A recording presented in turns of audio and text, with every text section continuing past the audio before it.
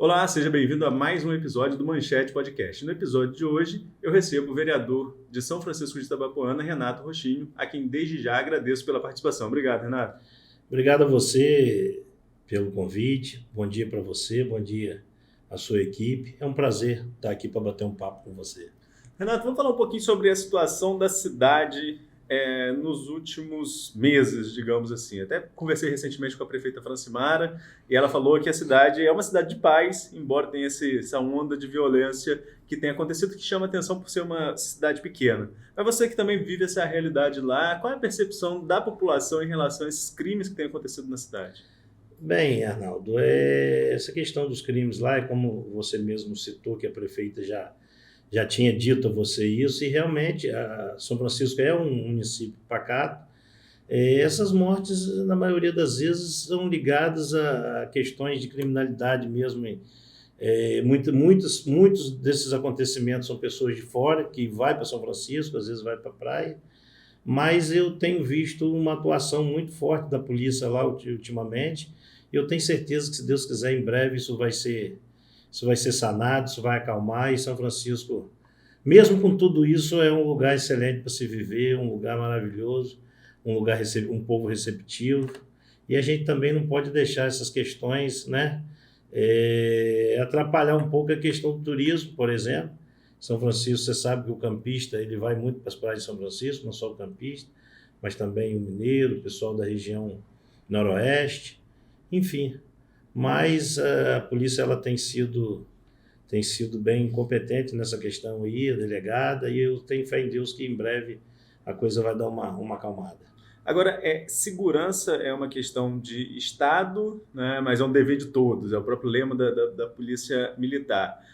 Você tem visto a atuação da Prefeitura com Secretaria de Segurança, algo desse sentido, para tentar atenuar essa questão? Porque não é uma cidade grande que teria um grande interesse do tráfico, né? Tipo, Campos, por exemplo, é uma cidade de 500 mil habitantes, é uma cidade menor. Esse conflito, essa guerra de tráfico, não é algo atípico demais? Bem, Arnaldo, na verdade, respondendo sobre a questão do município, o município hoje tem a Secretaria de Segurança Pública, e a Secretaria tem atuado bastante, sim, nessa área, dando um apoio ali à própria Polícia Militar. Eu agora mesmo fiz um requerimento pedindo a segurança presente para o município. Quando você diz que o município não é um município tão grande, mas na verdade em extensão territorial ele é muito grande. Então isso acaba facilitando um pouco essa questão, porque você vai no centro de São Francisco, não é um grande centro, mas você vai em Barra Itabapoana, você vai em Travessão de Barra, você vai em Gargaú, é como se fosse outras cidades, entendeu? Então tudo isso influencia a área de turista, tá entendendo? E essa questão do tráfico é uma questão mundial. É uma questão mundial, não é um problema só de São Francisco, é um problema no mundo inteiro. Só corrigindo aqui, realmente São Francisco é uma das maiores cidades em extensão territorial do estado, mas eu digo de grandiosidade, que é de densidade demográfica realmente, né? Então, mas é como eu te falei, São Francisco entra e sai muita gente. São Francisco é passagem, muita gente que vai para o Espírito Santo passa para São Francisco. No verão, o número de pessoas é muito grande, aumenta muito a população de São Francisco, tudo isso acaba influenciando, né, para o aumento da criminalidade e, de uma forma geral, dessa questão da atuação do tráfico. Nós saímos recentemente da alta temporada, né, e foi o primeiro verão com a cidade, com essa nova gestão, digamos, da água potável na cidade. Mas eu estou vendo muita reclamação, inclusive a Câmara está para preparar aí uma audiência pública, né? Qual é o Sim, panorama disso? O que mudou na cidade depois da chegada da nova concessionária e o que vocês esperam com essa audiência pública? na verdade, não mudou nada, né? Acho que mudou até para pior, porque antes a gente tinha até acesso a algumas pessoas ali, alguns funcionários, a gente conseguia com maior facilidade até informações. E hoje a gente tem dificuldade até para obter informações. Mas, como você mesmo falou, a gente está, acho que dia 14, dia 12, né? Dia 12 a gente vai estar fazendo lá a audiência pública, inclusive convidar você para estar presente. E a gente espera, né? A gente espera que a partir dessa audiência as coisas comecem a mudar, porque realmente não tem como continuar da forma que está, não. A população está sofrendo, e a Câmara de Vereador, na pessoa do presidente, o Isaac, a gente está bem mobilizado em tentar fazer alguma coisa e vamos fazer. Você falou do Isaac, que é o novo presidente da Câmara. Como foi essa transição do antigo presidente, o Maxwell Cocoia, agora para o Isaac? Como foi essa transição e essa construção? Já estava pré-determinado que o Isaac seria o próximo presidente? Isso foi muito tranquilo. O Maxwell ele já estava no seu segundo mandato e você sabe que a Câmara renovou bastante. Então ali tinha também aquele desejo de um novo presidente, né? Isaac, apesar de estar no primeiro mandato, mas é um cara inteligente e tem ali a amizade e a confiança de todos ali. Eu hoje faço parte da mesa, sou o primeiro secretário. E, enfim, eles vêm desempenhando um trabalho, está aí com o seu terceiro mês da gestão. Enfim, mas eu acho que hoje já está tudo mais calmo e a coisa começa a caminhar também com um bom trabalho do Isaac. Tenho certeza que ele vai concluir sua gestão fazendo um belíssimo mandato. Renato, você traz como nome de urna e nome de vida também, né? O Renato Rochinho, que lembra lá seu pai também. Conta um pouquinho para a gente sobre esse histórico da família de vocês na política de São João da Barra, a época que São Francisco era antigo sertão e depois da emancipação também. Então, Arnaldo, como você falou, a história começa com o meu pai, Manuel Rochinho, há 50 anos atrás, e foi vereador, foi vice-prefeito, foi presidente da Câmara de São João da Barra, e ali nasceu uma história da família Rochinho na política. E logo depois veio o Júnior, meu irmão, eu na época ainda era muito novo, era criança, veio o Júnior, perdeu a sua primeira eleição, que na verdade foi por um voto também na ocasião, e na segunda eleição, ainda São João da Barra, Júnior se elegeu, teve um mandato de São João da Barra, e depois, com a emancipação de São Francisco, teve um mandato de São Francisco. E aí depois, Júnior ficou, acho que foi 2008, né, sem ser candidato, aliás, 2012. 2008, 2012. E aí, eu que sempre tive o desejo, acho que tá no sangue, né, sempre tive o desejo, e sempre adotei o sobrenome Rochinho, né, que é o apelido do meu pai, mas que faz muita diferença na minha vida, não só na minha vida particular, mas também na minha vida política. E aí começou a história. Em 2012 eu fui candidato em 2008, fui candidato em 2012. Em 2012 eu fui o sexto mais votado do município, tive quase 900 votos e perdi a eleição, questão de legenda.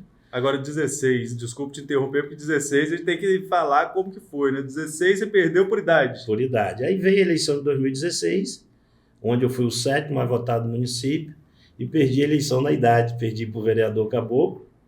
Na verdade, se eu tenho mais um voto, eu ganharia a eleição, né? Vocês empataram aí Empatamos, e no critério de desempate, ele, por ser mais velho, ele levou. E aí, mais outra derrota, na verdade, duas derrotas honrosas, né? E aí veio-se um voto e essa derrota por um voto, e eu entendi que eu precisava me reinventar na política. Você sabe que o próprio eleitor, quando ele começa com um candidato, por mais que o candidato perca com uma quantia de voto, né, satisfatória, bem, mas o eleitor acaba perdendo um pouco do entusiasmo. Chegou 2018, eu conversando com o meu grupo, com alguns amigos, e chegamos à conclusão que eu deveria ser candidato a deputado. Naquele momento ali, alguns ficaram um pouco assustados, achando que seria uma loucura. Enfim, mas eu, como sempre gostei de desafios, nada na minha vida foi fácil, eu embarquei na ideia e a gente tinha uma meta a alcançar, e essa meta foi alcançada.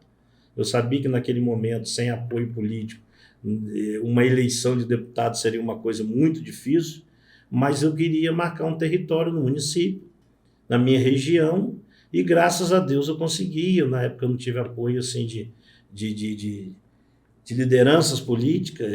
O maior cabo eleitoral meu foi meu pai, e eu consegui fazer ali quase 6 mil votos no município, fui o mais votado, fiz 25% dos votos da cidade, e fiz 7.200 votos no geral, fiz quase 1.000 votos aqui em Campos, e foi muito satisfatório, porque ali um candidato sem mandato, sem apoio de grandes políticos. Naquela época você estava em oposição a Francimar, inclusive? Não estava em oposição, porque na verdade, apesar de eu não ter participado da eleição de 2016, no palanque dela, mas a gente sempre teve um bom relacionamento, amizade, respeito.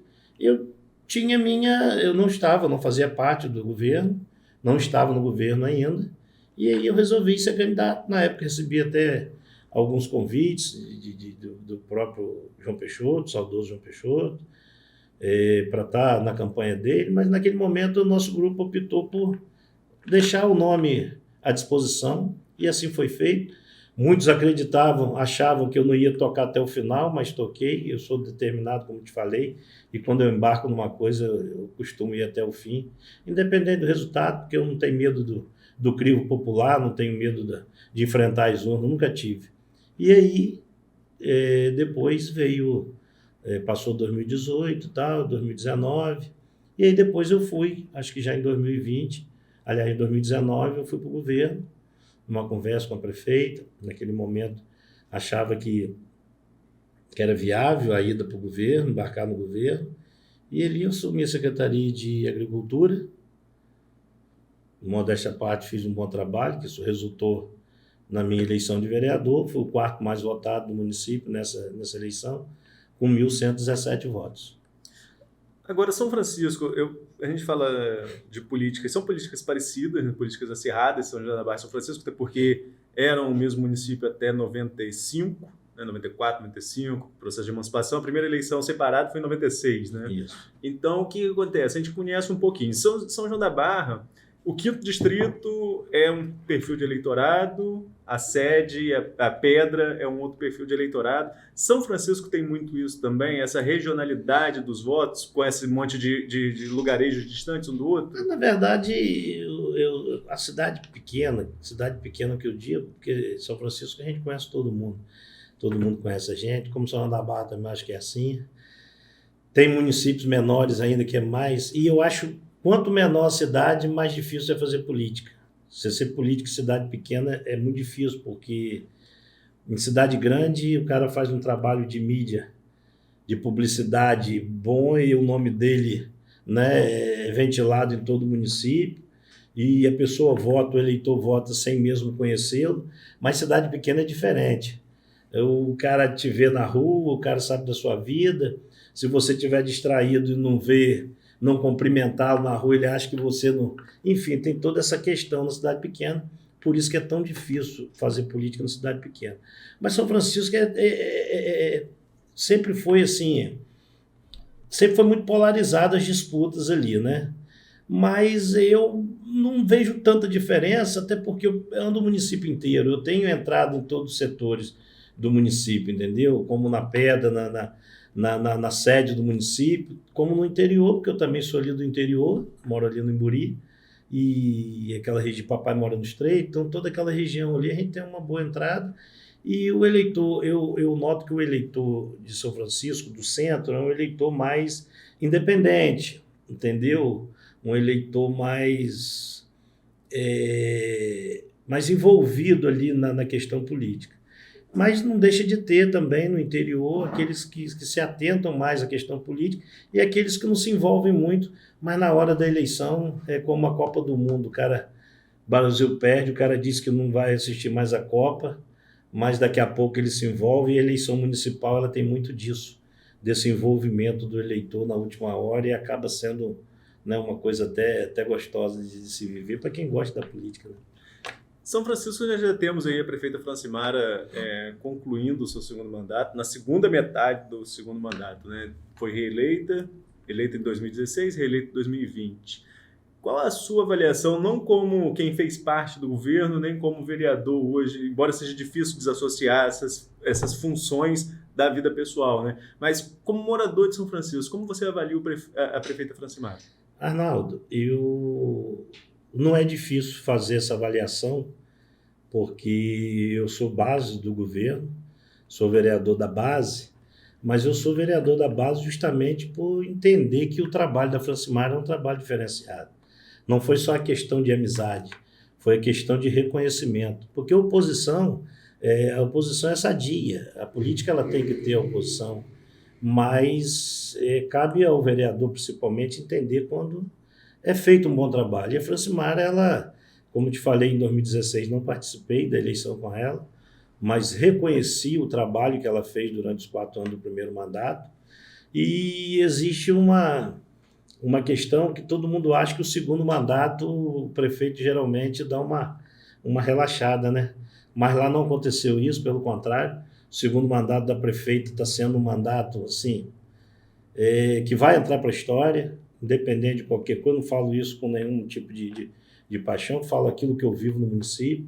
Você sabe que São Francisco é um município muito grande, extensão territorial e com uma arrecadação pequena, então isso acaba atrapalhando um pouco. É mesmo de você ter uma casa com 12 cômodos e você ganhar um salário mínimo. Vai ser difícil de você cuidar dessa casa. São Francisco é assim. Mas a mulher, como é muito mais habilidosa, mais jeitosa que o homem para determinadas dificuldades, a Francimara ela vem fazendo um belíssimo trabalho. Não agrada a todos, porque é impossível agradar a todos, mas ela tem feito, principalmente na área da saúde e da educação, o município tem avançado muito. Na questão da agricultura, eu sou suspeito de falar porque eu fui secretário, e a partir da minha gestão lá, a Secretaria de Agricultura ela começou a ser olhada de uma forma diferente. Hoje, o secretário de Agricultura, junto com o subsecretário, Daniel e o Arnaldo lá, sob o comando da prefeita, vem fazendo um trabalho na agricultura. São Francisco é um município agrícola, né? E eu sei que os investimentos na agricultura ele tende a melhorar ainda mais, porque São Francisco segura, São Francisco realmente é agricultura. E Francimara ela vem, como te falei, tanto na questão da saúde. O Hospital do Ponto hoje, não vou dizer a você que é um hospital de primeiro mundo, porque nem os hospitais particulares hoje, nem o plano de saúde hoje você consegue ter, né, 100% daquilo que você gostaria de ter. Mas evoluiu, eu posso te dizer que muito da gestão passada, de quando Francimara assumiu até hoje, muitas coisas que não tinha hoje tem. Hoje lá tem o tomógrafo que não tinha, hoje lá voltou a fazer cirurgias, lá hoje nós temos o setor de imagem, tem um laboratório hoje dentro do hospital, agora vai começar, lá já faz a colonoscopia, enfim, uma série de coisas que não tinha e hoje tem no município, que eu já presenciei até gente de Campos indo a São Francisco, principalmente na época da pandemia, houve muito desses casos, o pessoal sai daqui para ir em São Francisco ser atendido. Então, a Francimara, ela está aí há 1 ano e 8 meses, né? 1 ano e 6 meses, 18 meses, né, de findar o seu mandato, mas com certeza ela vai deixar uma história dela no município que vai demorar muito para alguém conseguir igualar os feitos que Francimara tem lá. Eu já convidei para estar aqui a prefeita Francimara, inclusive reforço aqui o convite à prefeita para a gente bater esse papo aqui no Manchete Podcast, mas a gente acompanha política e política ano par é ano de eleição, ano ímpar é ano de articulação também, né? Francimara ainda não botou a mão em ninguém publicamente como seu possível candidato a prefeito. Nos bastidores, tem algum nome surgindo como pré-candidato a prefeito com o apoio dela? Aproveito já para fazer outra pergunta. Seu nome surge entre possíveis candidatos a prefeito em 2024 em São Francisco do Tabapuana. Você tem essa pretensão? Vou responder primeiro em relação à minha possível candidatura. Desde 2019, quando eu concorri a vereador, eu sempre deixei muito claro, até para o meu pessoal e até para o próprio grupo político, que eu não queria um segundo mandato de vereador, que eu gostaria de ser candidato a prefeito em 2024, até porque Francimara não pode ser candidata, que se ela pudesse, com certeza eu não seria candidato, até porque seria uma coisa muito difícil concorrer contra ela. E ela tem hoje um carisma muito grande, o município. Ela tem uma liderança muito forte sobre o grupo. E eu, sim, eu me coloquei, sim, sempre me coloquei como pré-candidato. E meu nome, sim, se for da vontade de Deus e da vontade do povo, eu vou colocar o meu nome à disposição, sim, em 2024. Independentemente do apoio da prefeita? O Arnaldo, o que acontece? A prefeita ela ainda não assinalou quem será o candidato. Automaticamente, todo mundo tem esperança de ser. E eu não vou ser hipócrita e dizer que eu também não tenho esse sonho, porque eu sou do grupo, sou da base, sou aliado, sou amigo, sou fiel, né? E a gente quer ver o grupo indo à frente. Eu acho que, como eu te falei, São Francisco vem avançando muito, e eu acho que se hoje São Francisco for parar na mão de um outro grupo político, pode retroceder, e a gente tem muito cuidado com isso, a gente não quer ver isso acontecer.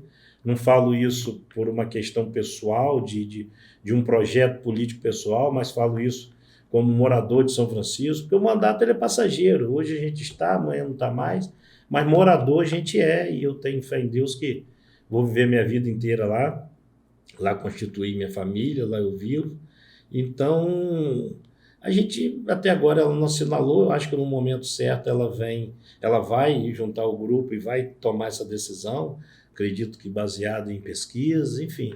Mas eu, desde já me coloquei como pré-candidato e colocando também o meu nome à disposição do grupo, se for o caso do meu nome ser o nome mais bem aceito. Tem grandes nomes lá, como o do vice-prefeito Harris, meu amigo, ex-vereador, um vice-prefeito atuante.